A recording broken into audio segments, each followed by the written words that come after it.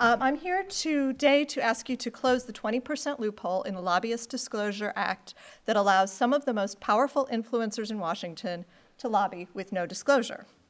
What does the 20% loophole mean? It means that former members of Congress who decide to consult after they leave office can keep who they're working for and what they're working on a secret, whereas regular lobbyists like me, who don't have the same access and influence as somebody like Newt Gingrich, have to register and report our lobbying activities regularly. Under current law, there's 3 tests to determine whether or not someone needs to register and report their lobbying activities. The first is, do you make more than $3,000 in a quarter? Have you had more than 1 lobbying contact in that quarter? And have you spent more than 20% of your time lobbying on a single lobbying for a single client over those 3 months? We think the last test should be eliminated. We call it the stealth lobbyist exception.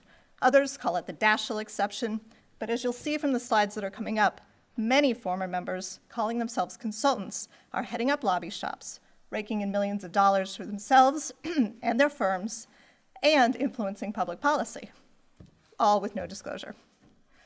Now, we know through press reports, not lobbying disclosure reports, that along with Tom Daschle and Newt Gingrich, influential people like George Allen, David Obey, Byron Dorgan, Chris Dodd are engaged in what most people would recognize as lobbying. Daschle was at the White House during the healthcare debate. Gingrich met with elected officials to talk about Freddie Mac. Chris Dodd is called Hollywood's chief lobbyist, but none of them register and report. And let's not forget, CEOs and union leaders have taken advantage of the 20% loophole as well, and they can lobby with no disclosure. Former SEIU President Andy Stern, for example, visited the White House numerous times during his tenure.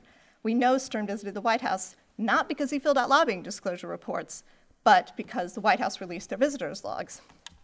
We can assume he wasn't there just to have lunch. So why do we need to close the 20% loophole? Because legislators and the public need to know who is paying the stealth lobbyists and what issues they're lobbying on. Legislators need this information to evaluate the message they are receiving from the lobbyists. The public needs this information to evaluate the legislators.